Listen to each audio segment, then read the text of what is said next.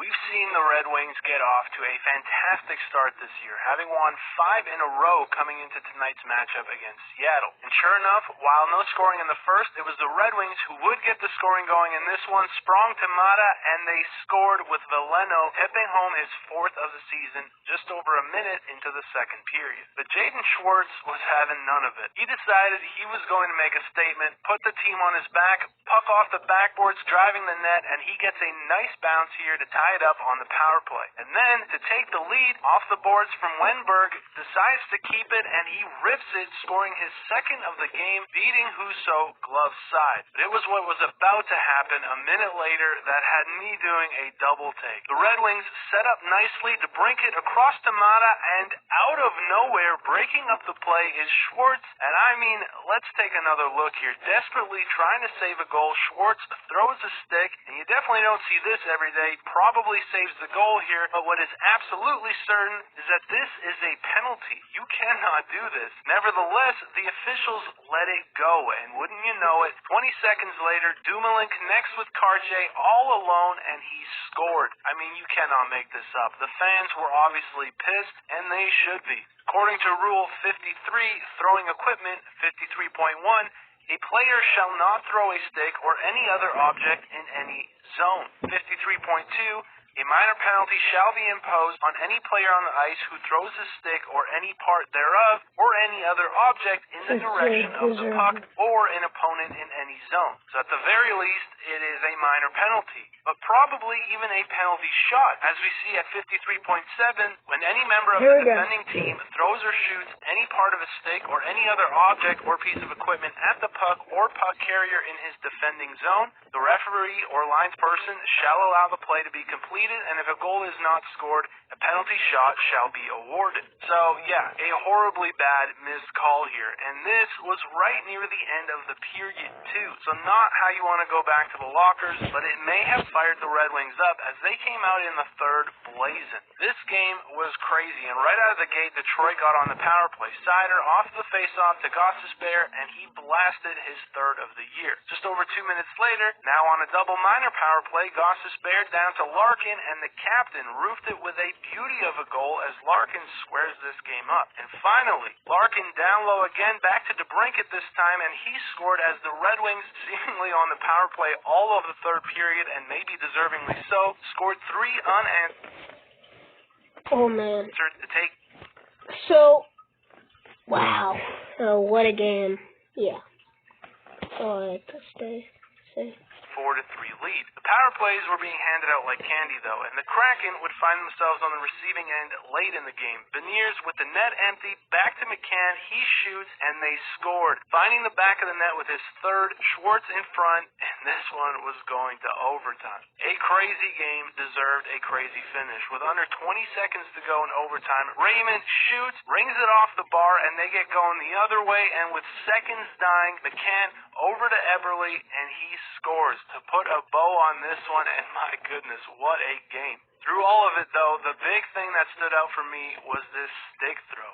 Brutal. You guys tell me, is this already the worst no call of the year? I at least hope it doesn't get worse than this. But that's it for me in this one. Thank you guys so much for watching. As always,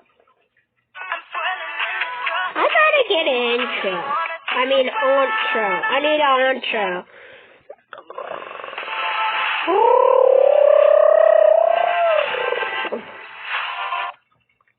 Look, I've been trying to skew more positive lately on the channel, especially when talking about the Flames, but I gotta be realistic. And realistically here, the Flames road trip they just came back from, and then that absolute disaster of a game yesterday against the Rangers was absolutely pathetic. And this kind of made the rounds yesterday. Nikita Zadorov came out and indirectly called out the team to play much better and to play as a unit, not just a bunch of individualists. And not so coincidentally, he was one of the only guys who showed any sign of life in that game against the Rangers yesterday. And it's not the losses. Of course you want to win in the NHL. It's the point of the whole thing. But it's the way they're losing. When they get behind in a game, it feels like they don't have a chance on God's green earth to come back. And look, I'll own up to it. I was at the front of the line for the excuse machine for the Calgary Flames. Oh, they need a new coach. They need a new system. The new players need time to adjust. Even I'm done with that at this point. I'm sick of it. Enough with the excuses. That was unacceptable. You can lose 3-1. But when you show that kind of compete and effort level, that's when the fans, especially in the Canadian market, are going to be really upset. And obviously, Cutter and Huberdeau are going to get the brunt of the blame, and rightfully so, because they haven't shown any progression from how they played last year, and that is such a red flag for both of them. I mentioned a few videos ago, it's still early. I mean, it still is, but we're getting to the territory where, hey, it's time to start snapping out of it here, especially as a top player supposed to be producing offense. You at least have to create chances. This isn't one of those cases where, the points will come, the effort's there. No. They look like they're public skating out there. And it's not just them.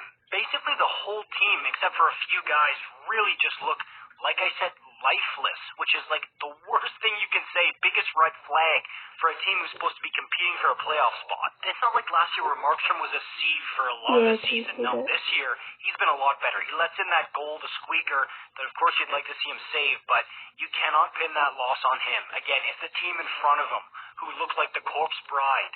They got Dallas coming to town tomorrow. Hopefully they can play a lot better, but it's just such a hollow feeling watching a team that plays like this after all those excuses. And remember in 2011 when Winnipeg came back and they put that blank NHL jersey on Scheifele because they hadn't announced what the name of the team was going to be. Then when they finally announced, yes, it was going to be the Winnipeg Jets again, and everyone there just went nuts. That was such an electric moment. Then they came out with the new logo and the new jerseys, and it all looked awesome, and it was just cool that the Winnipeg Jets were back in the NHL. But Gary Bettman, Mark Shipman, the owner, even knew that at some point there might be some bumps in the road in terms of attendance. Even in an arena significantly smaller than other NHL rinks, 15,300 is really small compared to a ton of arenas in the NHL, except for Mullet Arena in Arizona. But we kept seeing the whiteouts in Portage and Maine being packed to the brim, and it seemed like, okay, everything's pretty solid here. But these days, we're seeing some really concerning numbers as far as attendance goes at Jets games. And if you sift through social media trying to find out why is this happening, you'll get a fruit basket of different responses. The Canadian dollar, the price hikes of food and beer, ticket prices, the lack of community involvement. The team isn't good enough, and they're tired of watching a team that's not going to go anywhere. And some of those are shocking to hear at first glance, because, again, I'm not in the market. I don't know as well as somebody who's actually in the market, lives it every day, but from afar, True North seems to do a fantastic job in the community, and they just re-signed their superstar goaltender and their elite #1 centerman long-term. They've got one of the best goal scorers in the world in Kyle Connor, and a stud #1 defenseman, Josh Morrissey. This team is good. So those two in particular kind of surprised me, but clearly it's something that's generating this type of fan apathy where you're only getting 11,000 people at a big Jets game where Pierre-Luc Dubois was returning for the first time. And it's honestly scary because they have relocated once before, so obviously the rumors of relocation are going to start up again when things like this start happening.